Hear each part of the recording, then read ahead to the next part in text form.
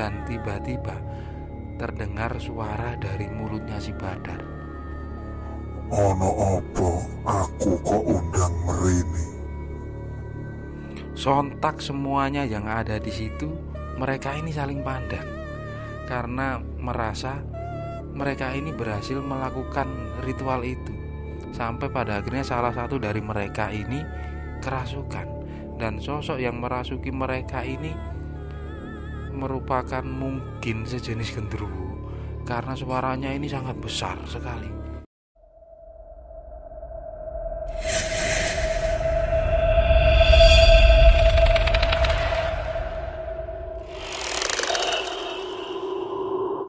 Assalamualaikum warahmatullahi wabarakatuh. Selamat datang kembali di channel Jalan Hidup AR5 bersama saya Arey. Semua kisah yang saya ceritakan di sini merupakan kisah nyata dari cerita orang-orang terdekat, entah itu teman, sahabat, atau bahkan keluarga. Nah, untuk cerita kali ini berasal dari salah seorang teman bernama Danu. Danu saat ini berusia 27 tahun dan kisah ini terjadi 5 tahun yang lalu.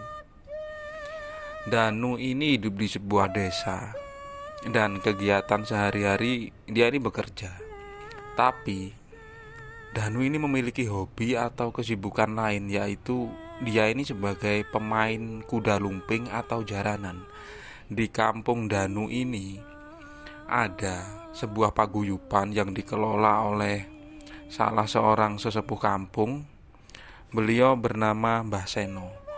Mbah Seno ini merupakan kepala atau tetua dari paguyuban sebuah grup jaranan. Nah, Danu ini termasuk ikut menjadi salah satu pemain kuda lumping di kampungnya itu yang dikelola oleh Mbah Seno.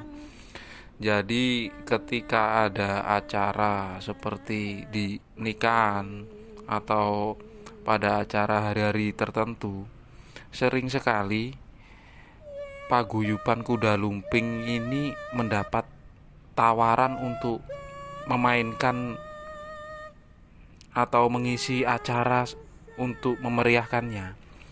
Jadi Danu dan beberapa temannya ini sering ikut pementasan kuda lumping antar kampung di daerah itu, karena mayoritas penduduk di daerah sana itu mereka sangat menyukai kesenian kuda lumping, karena itu merupakan sebuah kesenian yang masih dijaga oleh warga kampung tersebut.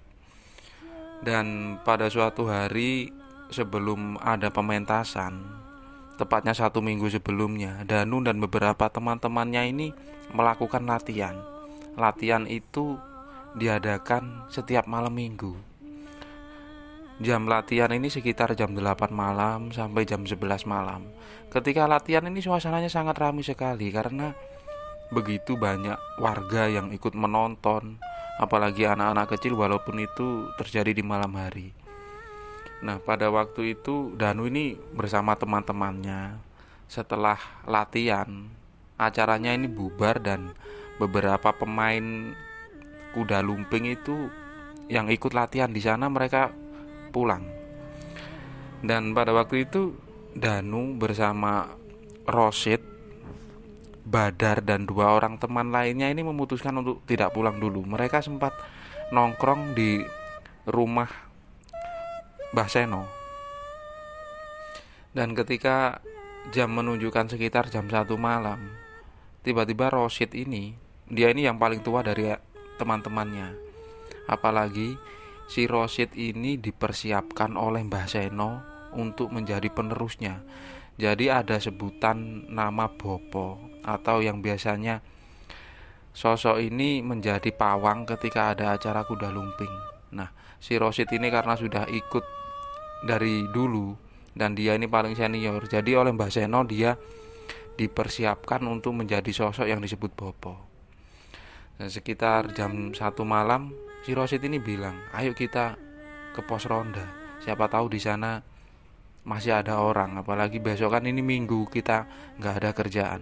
Kemudian teman-temannya ini mengikuti apa yang dikatakan oleh si Rosid. Mereka berjalan menuju ke sebuah balai dusun. Di kampungnya si Danu ini ada 3 tempat yang digunakan untuk menjadi pos ronda. Dan yang paling ujung timur merupakan balai dusun. Dan balai dusun ini terletak di sebelah kiri jalan. Jadi tidak ada rumah di sekelilingnya. Tempatnya ini sangat sepi. Tapi tempat itu merupakan tempat yang paling ramai atau sering digunakan untuk orang jaga malam. Karena jaraknya dekat, mereka ini berjalan kaki menuju ke balai dusun itu. Nah, ketika sampai di balai dusun itu, ternyata tidak ada orang sama sekali. Tidak seperti biasanya. Dan waktu itu si Rosid ini malah bilang, ayo sudah kita pulang. Dan yang lain ini malah bilang, gak usah ngapain pulang, ini sudah nanggung, kita sudah sampai di sini, kita nongkrong. Dan mereka memutuskan untuk nongkrong di balai dusun itu. Nah, pada waktu itu tidak seperti biasanya, karena tiba-tiba entah kenapa si Danu ini ngerasa, loh, suasananya kok tiba-tiba dingin ya, nggak seperti biasanya, kok aku agak merinding. Dan yang lain itu pun merasakan hal yang sama. Tapi si Rosid ini malah bilang, kebetulan, kalau gitu ayo kita main jai langkung, kita coba panggil arwah. Mereka ini bermaksud untuk memanggil arwah atau memanggil hantu yang ada di sekitar tempat itu. Karena sebagai sedikit informasi, mereka yang bermain kuda lumping atau pemain kuda lumping rata-rata kita sering lihat kalau ketika mereka sedang bermain terus mereka ini kerasukan, di situ pasti mereka akan melakukan hal-hal yang di luar nalar. Kadang ada aksi pertunjukan seperti makan beling, makan ayam atau entah apa yang dilakukan. Dan itu memang bukan mereka yang mengendalikan, tapi sosok-sosok yang sudah dipanggil dan dimasukkan ke dalam pemain itu. Begitu juga dengan beberapa anak yang mengikuti atau menjadi pemain di paguyubannya milik Mbah Seno ini. Karena merasa tertantang, akhirnya Danu dan teman-temannya ini mengikuti apa kata si Rosid. Dan waktu itu awalnya mereka ini mencari alat-alat yang untuk digunakan sebagai ritual jai langkung. Tapi di situ tiba-tiba si Badar ini bilang, loh, ngapain kita cari alat, coba aja salah satu dari kita ini menjadi mediator, atau nanti kita coba dimasukkan. Nah, si Rosid ini yang sudah dipersiapkan oleh Mbah Seno untuk menjadi bopo, otomatis dia memiliki sedikit ilmu untuk bisa memasukkan atau memanggil arwah atau siapapun makhluk-makhluk gaib yang ada di sekitar itu. Nah, pada akhirnya si Rosid ini bilang kepada si Danu, dan Danu, coba kamu pulang, kamu ambil di belakang rumah Mbah Seno. Di sana masih ada sedikit sisa kemenyan yang digunakan pentas beberapa hari yang lalu. Nah, pada waktu itu Danu dan salah seorang temannya kembali lagi ke rumah Mbah Seno.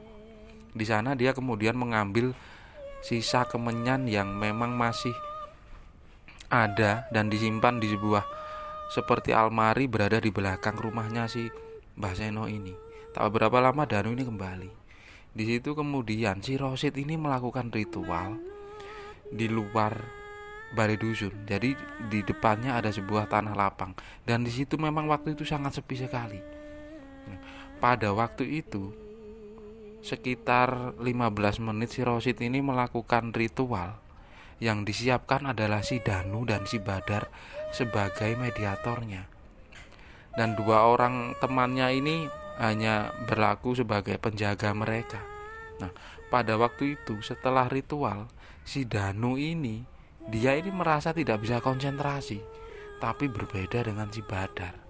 Badar dari awal ritual ini dia sudah duduk bersila dengan kepala menunduk, dan dia ini seperti orang yang sangat berkonsentrasi.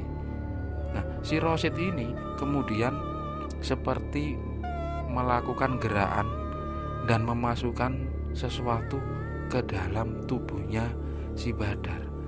Tak beberapa lama kemudian Badar ini tiba-tiba mengerang. seperti orang yang sedang kemasukan sesuatu. Dan tiba-tiba terdengar suara dari mulutnya si Badar. Ono opo aku kok undang merini. Sontak semuanya yang ada di situ, mereka ini saling pandang karena merasa mereka ini berhasil melakukan ritual itu. Sampai pada akhirnya salah satu dari mereka ini kerasukan, dan sosok yang merasuki mereka ini merupakan mungkin sejenis genderuwo karena suaranya ini sangat besar sekali. Tapi sebelum Rosid ini bertanya kepada sosok itu, tiba-tiba si Badar ini kepalanya mendongak ke atas sambil matanya ini terbejam. Dan setelah itu Badar ini kembali lagi, dia ini menunduk. Nah, ketika si Badar ini menunduk, suaranya ini berubah menjadi cekikikan wanita atau perempuan.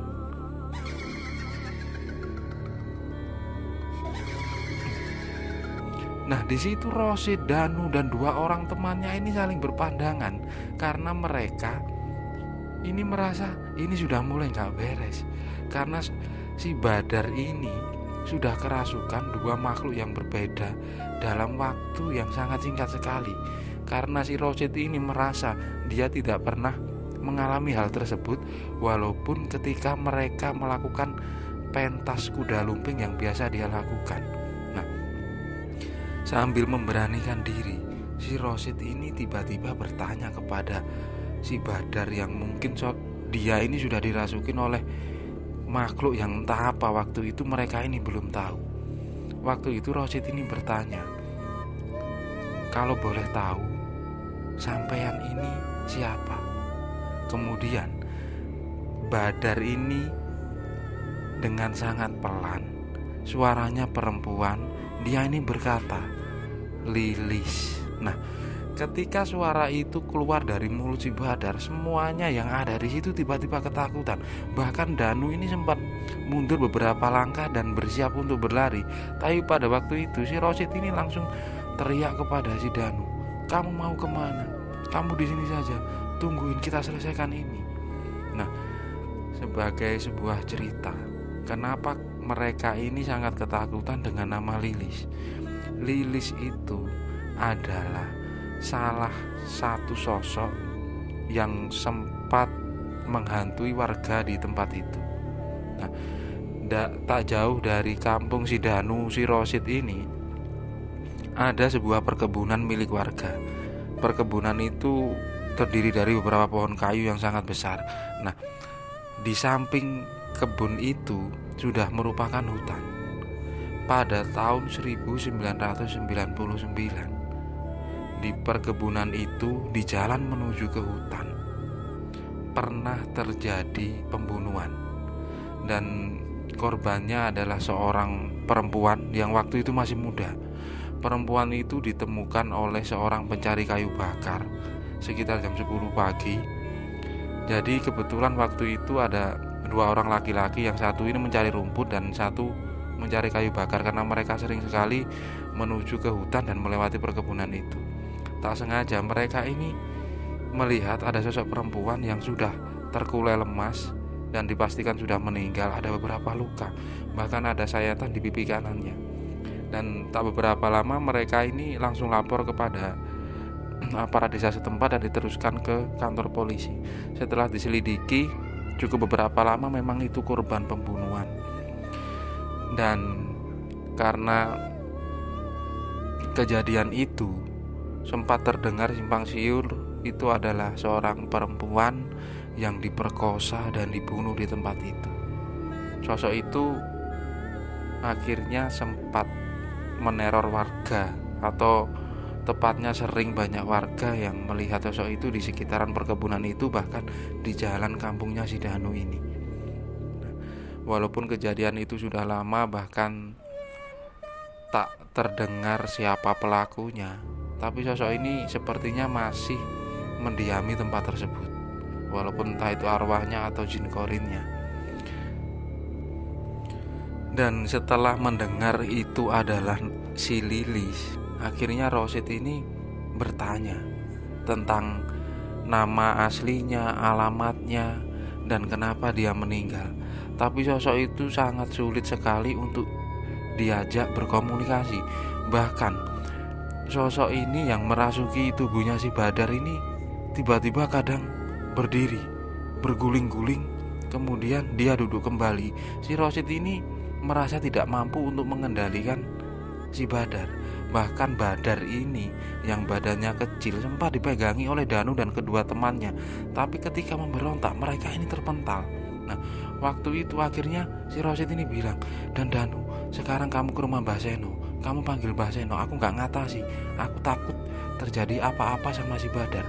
Ketika Rosid bilang seperti itu, sosok yang merasuki si Badar ini malah tertawa cekikikan di depan mereka.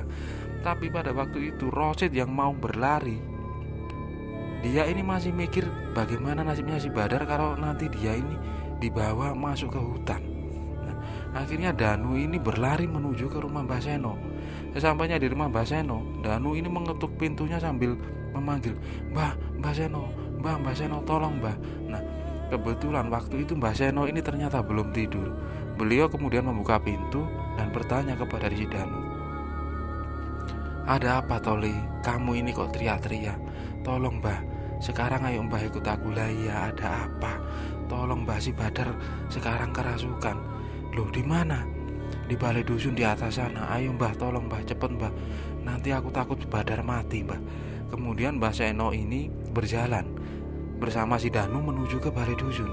Di situ pada akhirnya Mbah Seno ini melihat si Badar ini sudah tengkurap di atas tanah, sedangkan si Rosid dan kedua temannya ini memegangi si Badar. Mbah Seno yang baru sampai di tempat itu sempat bertanya kepada si Rosid, "Loh Sid, kamu ini ngapain? Kok kenapa sampai Badar ini kerasukan?" "Ngapunten Mbah, kula sing salah." Nah, Mbah Seno ini seperti mengerti apa yang sudah mereka lakukan ini. Dan ternyata Rosid ini kemampuan dan ilmunya ini belum cukup. Jadi kenapa dia ini baru dipersiapkan tapi belum mampu, tapi dia sudah menguji ilmunya di luar jangkauannya. Nah, Mbah Seno yang awalnya marah ini memandang si Badar ini, beliau menjadi khawatir. Tapi ketika Mbah Seno ini memegang tengkuk leher dari si Badar, tiba-tiba sosok itu langsung berdiri, kemudian duduk berhadapan dengan Mbah Seno.